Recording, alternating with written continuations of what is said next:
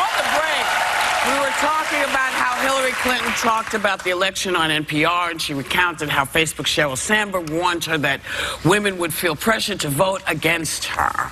And do we because think of pressure from the men in their lives? From the men in their lives, yes. I think that there is a point to that, and it's not just that women hate other women, as the misogyny theory. It's also, I think, that women vote in their interests, economic interests, just like the men do. So if the men have jobs and they say to their wives, this is just one example, we're going to get a tax break from the Republicans, and that'll make the family have more money, the wife will go along with it. I mean, that's probably one of the factors that goes into listening to the man. But I think there's a deeper conversation. Because the men are making more money than the women, unfortunately. And so not all of them. So that our financial interest trumps, no, not on this panel, but a lot of people. None of my friends. But that's another topic later about smart women, which is interesting also, about how smart women are intimidating to men. But in this case, I think that the economic interest trumps, should pardon the pun, ethical and moral issues. So if he says he's going to grab a woman by her genitals, the woman has to theoretically overcome her own repulsion for that, to say, look, my family needs what my husband says we need. But if that's what I think goes on there. If there is a sexism there, there's an more, I think, a deeper conversation to have, that it's not as simple as the men in their lives affecting them. I think we were raised in the same society with the same gender limitations, and even though you are a woman, it doesn't remove every bias you have against other women. And I think the president, when you think back to why they say Nixon and Kennedy, the sweating during the campaign, and visually how FDR wouldn't have become a president possibly, he was in a wheelchair. There's so much psychology in what we see and how we portray strength that I think even as women, without knowing on a conscious level, we judge women differently. And it's not just women hating women. I think, too, going off of that, optics. There was, Hillary also had another quote this week that said, quote, and this is, I think, some women are going to say that this is sexist in general. The book, no, this was not in the book. This was a quote that she gave regarding the book. It said, all of a sudden, the husband turns to the wife, I told you she's going to be in jail. You don't want to waste your vote. Or the boyfriend turns to the girlfriend, she's going to get locked up. Basically insinuating that I can't think independently of my husband or my boyfriend. I'll tell you what, right now, my husband and I don't vote like-minded. We don't vote the same. And I think that is going to be offensive for a lot of people to hear, that just to insinuate that I'm not independent, that I can't think on my own. I'm going to, oh, my boyfriend told me to vote this way. My husband told me to vote this way. I don't have that much influence.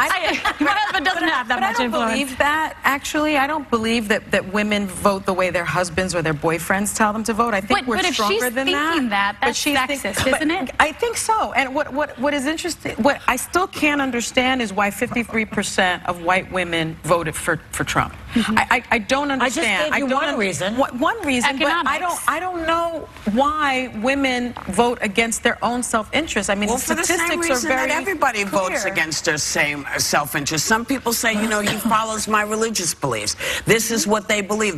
But you have to also remember that she grew up during a time where the man had the information and he would tell the wife what to do. That's, that actually existed in our lifetime. Oh, yeah. That's how people did stuff. But you believes that today, that's what happened? Listen to the stuff that we've had conversations about. How women and men, I'm going to do it to keep the peace in the house. I'm not going to say no to him because I don't want to fight. I mean, there's a lot of reasons it may have happened, but I'm simply saying that she also comes from a time that knew that, where you listened to what your husband, and when you had her here and you said, should you have spoken up? And she said, well, I talked to this one said, maybe I shouldn't. And so, I mean, that may be possible. Should she have spoken up when he was creeping up behind her? Should she have said to people, get off my, and said to them what she would have said to them if someone hadn't said, oh, you don't want to come off too butch. You don't want to come off too angry. You don't want to be an angry woman. Right. That's what they would. There's all if she had kinds turned around and said to him, get away from me, you creep, more people would have turned on her, not the Democrats. More people. I would think that would have shown me strength, but I still don't. But wait a second, I just thought of, remember George Bush when he was with, I guess, against Al Gore? And Al Gore did something, came into his space. That was a similar thing. And George W. just went like this. Yeah. Like, you know, and that he won the election that night based on.